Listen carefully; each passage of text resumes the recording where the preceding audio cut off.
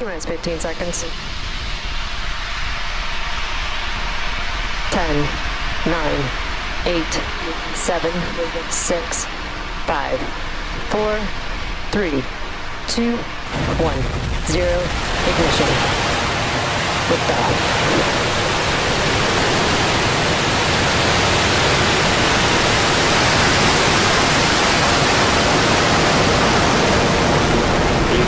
Downrange. Stage 1 propulsion's nominal.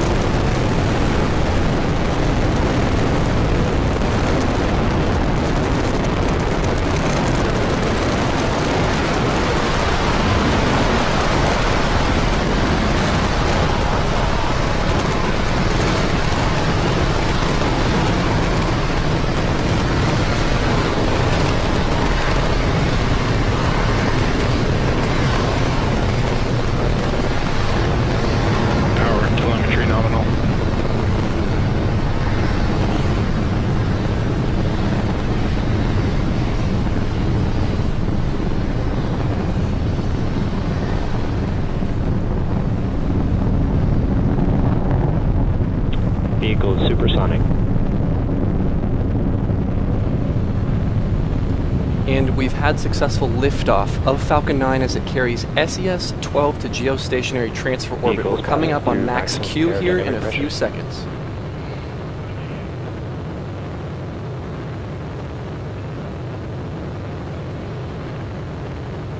Max Q, remember, as we increase our velocity, pressure increases, but then we're going through less dense atmosphere, so pressure decreases. Everything after max Q means the scarce density is decreasing the pressure on the vehicle. So we're going to come up on a few events here in short succession. It's MECO, stage SEP, and then SES-1. MECO is main engine cutoff. That's when all 9 engines on first stage stop firing. There follows stage separation, when the 2 stages gently separate from each other. And then the third event in that succession is SES-1, which is second engine start number 1. We'll see those here in a few seconds.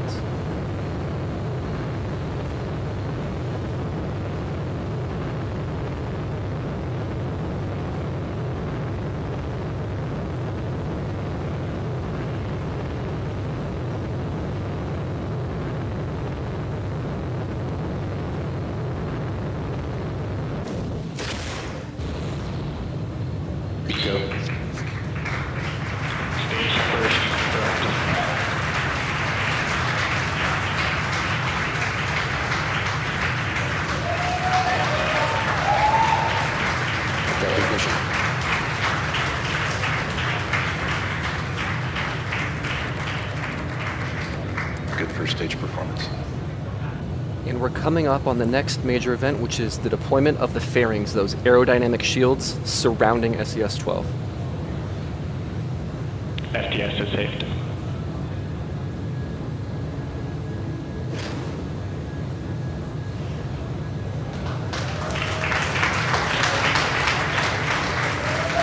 And the fairings have deployed. So to recap all that quickly, we had max Q, max pressure, and then the main engine's cut off, and then the stages separated, and then we had second engine start. Now this is the first of 2 planned burns that the second stage will conduct. Then the fairings deployed thereafter, exposing SES-12 to space. We don't need that extra mass once we're outside of the atmosphere. We no longer need our aerodynamic shield. Now a quick note on the fairings. While we aren't attempting recovery of the fairings today, we have been attempting to recover fairings during our West Coast launches. Now last launch we got pretty close with the fairing landing about 50 meters from Mr. Steven, which is our catch boat, and we will continue those recovery attempts until we're successful, but not on today's SES-12 mission. So we're going for a few minutes here. This burn is again 6 minutes long. We've gone through about 2 minutes of it. So this will continue for another about 4 minutes, and then we'll reach SECO-1, which is second engine cutoff number 1.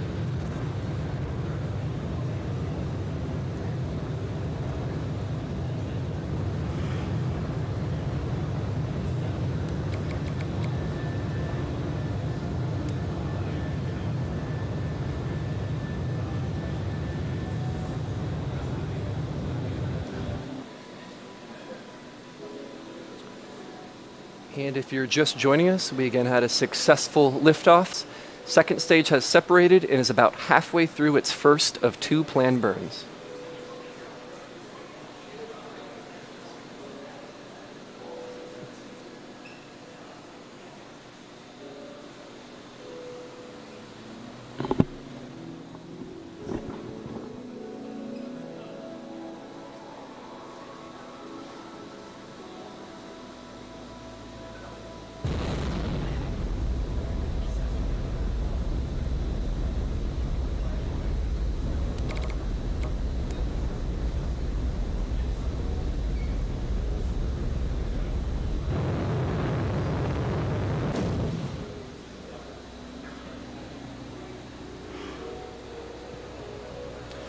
It's currently T plus 6 minutes. We have about 2.5 minutes left in this first of 2 burns for the second stage until we enter about a 17-minute coast period. So again, the second stage is carrying SES-12 to its geostationary transfer orbit.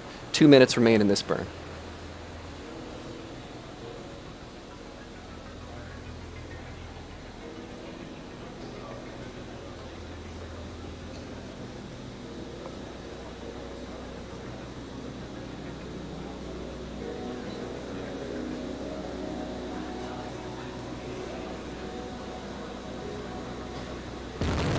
Stage 2 trajectory continues to be nominal.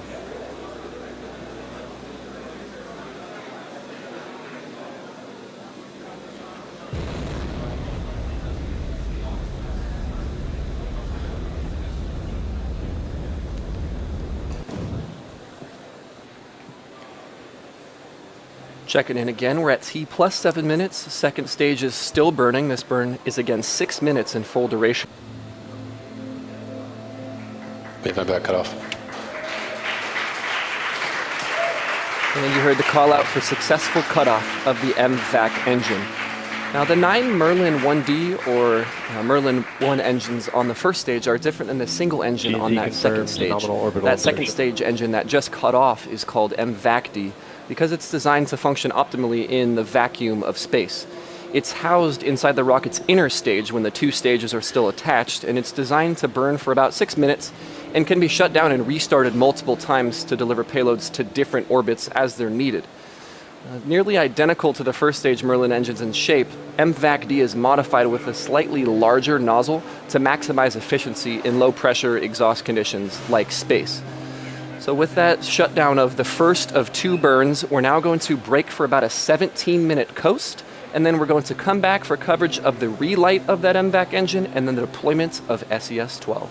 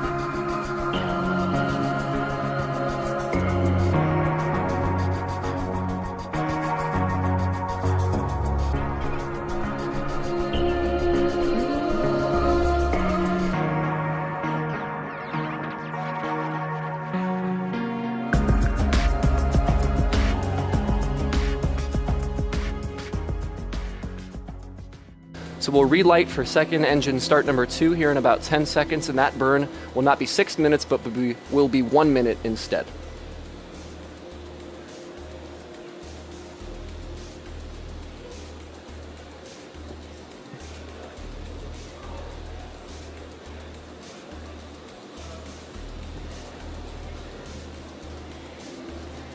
Is that ignition?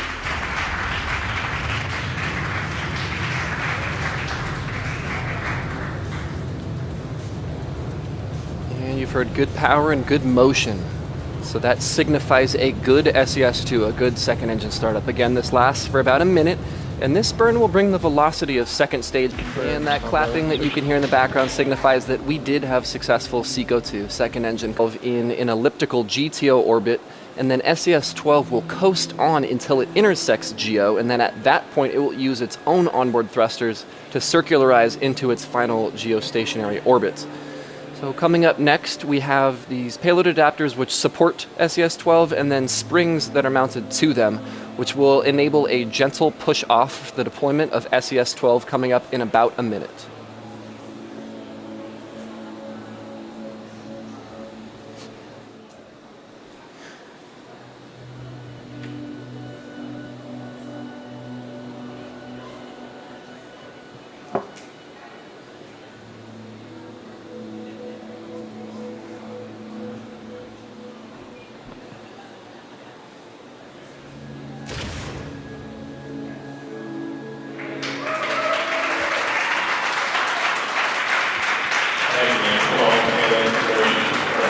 And as you hear the callouts on the net and the clapping behind me and the video footage of SES gracefully floating away, that will bring our webcast to a close. To recap, we had a successful liftoff, a successful stage separation, and continuation of SES-12 into GTO.